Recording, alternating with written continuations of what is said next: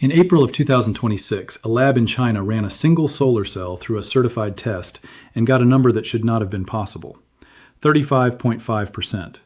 To put that in plain terms, if you took the sunlight hitting a normal rooftop panel and compared it to a panel built with this new material, the new one would turn almost twice as much of that sunlight into usable electricity.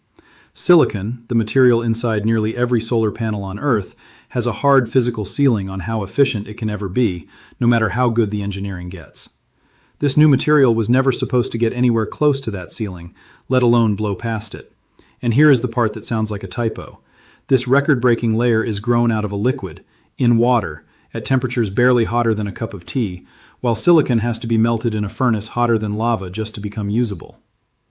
By the end of this video, you will understand exactly what this material is, how it works, why it took the world by surprise after failing for over a decade, and why China is now racing to put it on rooftops, farms, and even car roofs before anyone else does.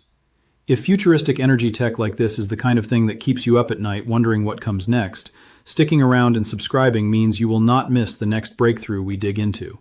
No pressure, just an open invitation for anyone as curious about this stuff as we are. To understand why this is such a big deal, you have to understand what silicon has been up against for the last 70 years. Every solar panel on your neighbor's roof, every solar farm you have seen from an airplane window, almost all of it is built from silicon. Silicon is reliable. It lasts for decades, and the industry knows exactly how it behaves in rain, heat, and cold. But silicon has a limit baked directly into its atoms, a hard ceiling on efficiency called the Shockley-Queisser limit, sitting at around 29 to 33% for a single layer of the stuff. That is not a limit caused by sloppy manufacturing. It is a limit set by physics itself, the same way a cup can only hold so much water no matter how carefully you pour. Scientists have spent decades squeezing every last drop of performance out of silicon, refining the purification process, tweaking the wiring, coating it with anti-reflective layers, and they are now bumping right up against that wall.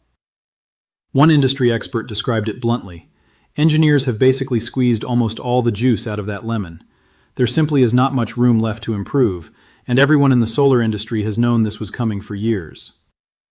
So if silicon is nearly tapped out, the obvious question is, why not just switch to something better?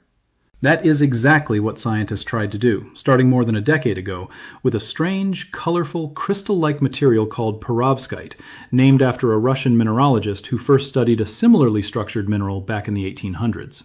On paper, Perovskite looked like a miracle. It could be dissolved into a liquid and painted or printed onto a surface, almost like ink on paper. It did not need superheated furnaces or ultra-pure factory conditions. It absorbed sunlight incredibly well, sometimes catching light that silicon barely noticed. Early lab tests in the late 2000s and early 2010s showed jaw-dropping efficiency gains, climbing faster in a few short years than almost any material in the entire history of solar research. Investors got excited. Universities poured funding into it. But there was a catch, and it was a brutal one. To understand just how much money and effort went into chasing this idea, consider that entire research departments inside major universities and entire divisions inside major solar companies were built around perovskite over the past decade, with almost nothing to show for it commercially. Papers piled up describing new efficiency records set in tiny lab samples the size of a fingernail, samples that could survive a controlled test, but not a single rainstorm. Conferences were held every year celebrating the newest efficiency number, while quietly ignoring the elephant in the room, which was that none of these cells could be trusted to survive outside for more than a few months. It is easy now, looking at a 35.5% verified number, to forget just how many years were spent stuck exactly where this video is about to describe. Perovskite fell apart. Not figuratively, literally. Expose early versions to a bit of humidity, a swing in temperature, or a few months of regular sunlight, and the delicate crystal structure would break down, the material would degrade, and the whole cell would quietly stop working, sometimes within weeks. Some of the very same high-performing recipes also contained lead, which raised alarm bells for safety and environmental impact, especially for a product meant to sit outdoors on millions of rooftops for decades. For years, perovskite was treated inside the industry as a brilliant idea trapped inside a material that could not survive real-world weather, a lab curiosity that would never leave the building it was invented in. Dozens of research groups all over the world, from American universities to European institutes, tried and failed to fix the stability problem while keeping the efficiency gains intact. Fixing one issue always seemed to break something else. It became one of the most stubborn, most talked about puzzles in modern materials science. Why did it end up being Chinese labs and manufacturers who finally cracked it wide open, when researchers everywhere had been stuck on the exact same wall for the better part of a decade? Part of the answer is patience, and part of it is a completely different way of using the material. Instead of trying to replace silicon outright and take on all the risk of an unproven material alone, engineers found a way to team the two materials up, letting each one cover for the other's weakness. Think of it like fishing with two different nets at once instead of just one.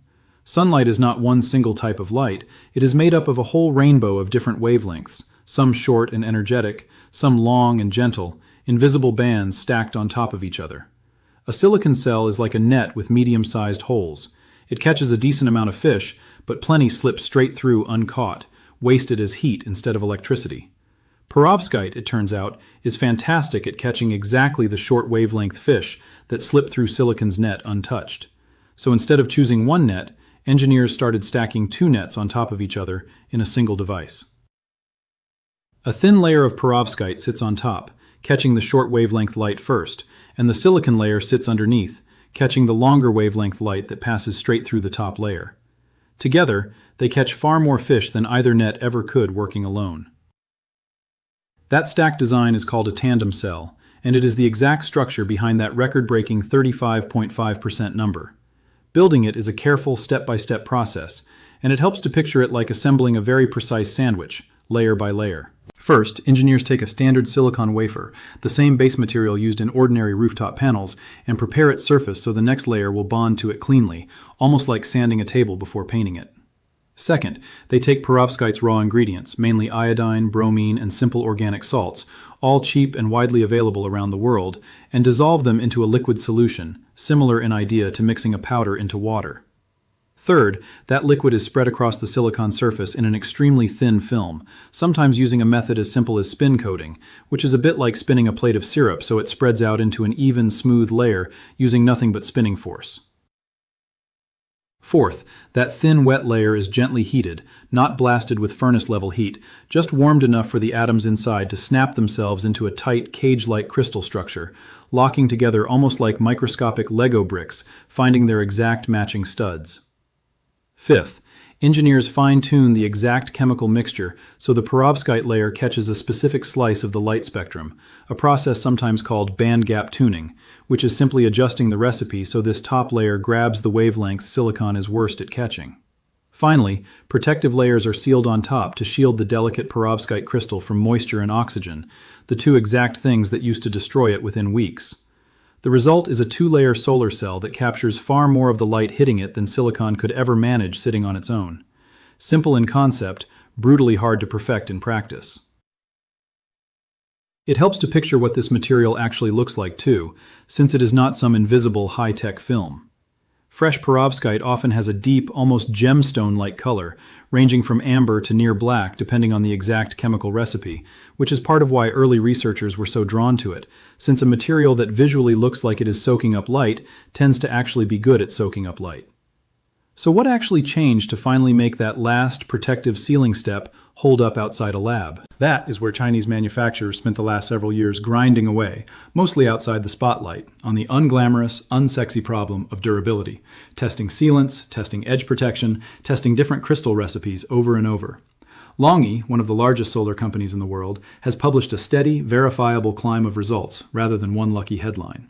In November of 2023, their tandem cell hit 33.9% efficiency, independently verified. By June of 2024, that number climbed to 34.6%.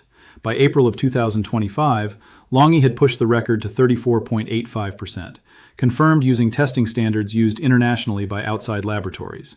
Then, at the 2026 Solar and Energy Storage Innovation Conference, the company announced that new 35.5% figure, verified by the European Solar Test Installation, an independent lab that specializes in checking solar cell claims so companies cannot simply make up impressive-sounding numbers for a press release. LONGi was not working alone, and this is where the story stops being about one company and starts looking like an entire industry racing forward together.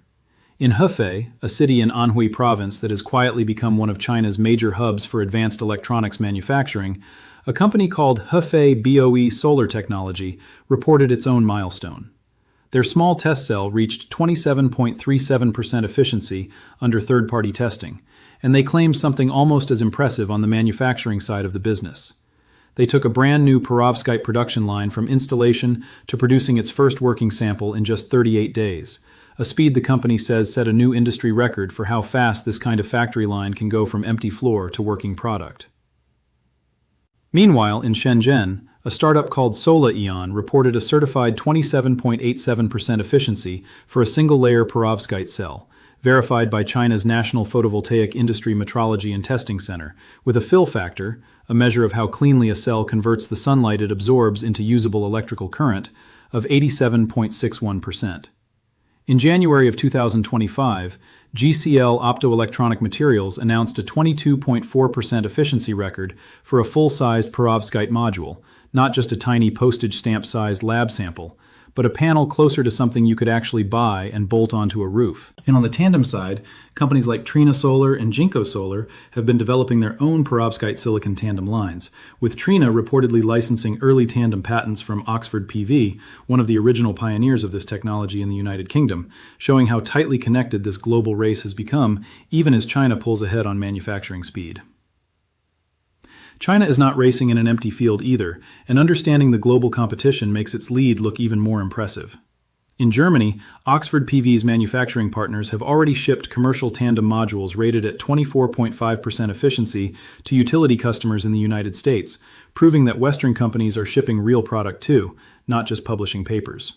South Korea's Hanwha Q-Cells has demonstrated efficiencies above 31% on cells built using their own industrial silicon base, with 95% of that performance holding steady after 1,000 hours of stress testing. Academic teams, including a well-funded consortium at KAUST in Saudi Arabia, have posted their own record-setting research cells above 33%. Every one of these results is genuinely impressive on its own. But when you line them up next to LONGi's certified 35.5%, or Hefei BOE Solar's 38-day pilot line, or a working mountainside farm already feeding power into the grid, the difference becomes obvious. Other countries are proving the concept works in a lab. China is proving it works in a factory and on a hillside at the exact same time. Names, dates, and percentages on a slide are one thing, but does any of this actually work outside a laboratory, sitting under real clouds, real humidity, and real rain for months at a time? It does, and one of the clearest examples sits on a mountainside in Lishui, a city in Zhejiang province surrounded by green hills and winding river valleys. A company called Microquanta Semiconductor built what it describes as the world's largest Perovskite-based solar farm right there on that slope. This is not a single test panel bolted to a rooftop for a press photo and forgotten about.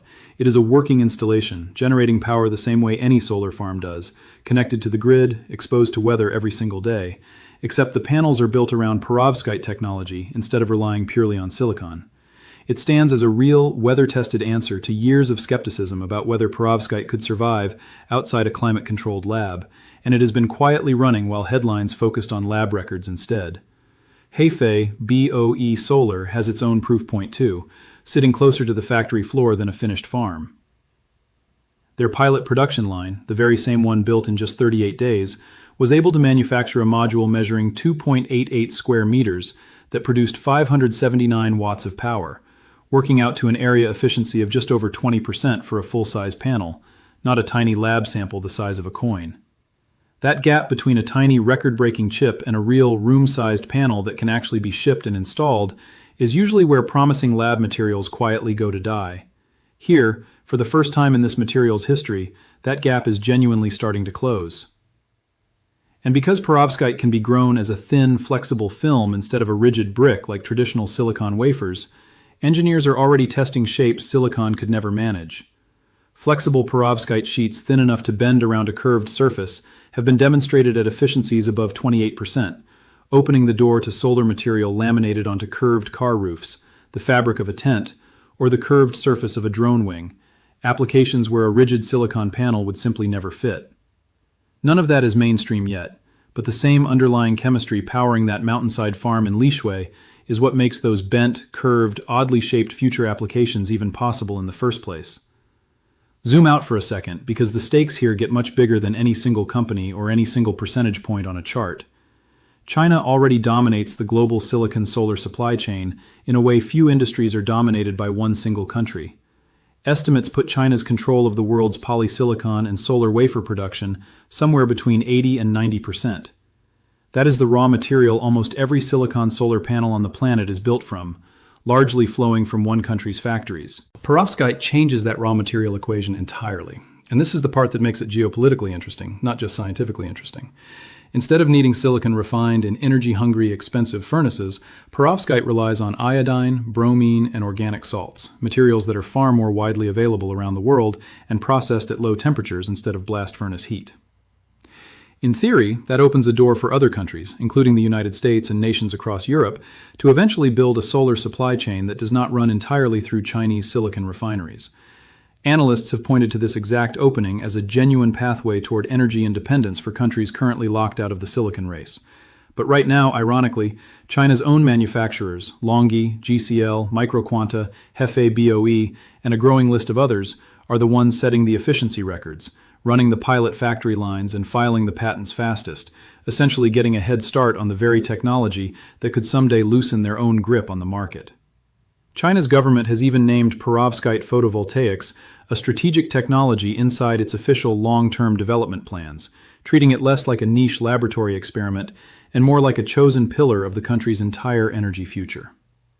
Market analysts project the global perovskite market, worth somewhere around $264 to $318 million just a couple years ago, to grow at an annual rate that some estimates place as high as 37 to 72% over the coming years, a growth curve most industries never come close to seeing. With China already operating more than 750 gigawatts of wind and solar capacity, and hundreds of gigawatts more currently under construction, the country that masters this material first is not just winning a lab record, it may be reshaping who quietly controls the next century of global energy production. There is also a jobs and investment story hiding underneath all of this, one that rarely makes the headlines next to the efficiency percentages. Every new perovskite pilot line, every mountainside farm, and every certified record requires teams of engineers, chemists, and factory technicians, and Chinese universities have been steadily churning out graduates trained specifically in this exact niche of material science for years now, giving companies like LONGi and Hefei BOE Solar a deep, ready-made talent pool to pull from the moment they need to scale up. That kind of workforce advantage does not show up in a lab record, but it is often the quiet difference between a country that invents a technology and a country that actually mass produces it profitably for the rest of the world. The same pattern that played out with batteries, with electric vehicles, and now, it seems, with solar all over again. If perovskite really does spread the raw material advantage away from any single country, will China still be the one running ahead of everyone else 5 years from now? Or will the rest of the world finally genuinely catch up? It would be dishonest to end this on pure hype, though, because perovskite still has real, unresolved problems that nobody has fully solved, and any channel telling you otherwise is not being straight with you. Stability, the exact issue that plagued this material for over a decade, is dramatically better but still not conquered. Encapsulated modules have now passed standard industry stress tests, surviving 1,000 hours locked in a chamber at 85 degrees Celsius and 85% humidity, with some devices retaining over 95% of their original efficiency after 1,500 hours or more of continuous testing.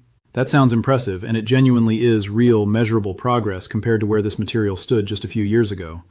But silicon panels are routinely sold with 25-year warranties because manufacturers have literal decades of real-world outdoor data proving they last that long through rain, wind, snow, and blazing summer heat.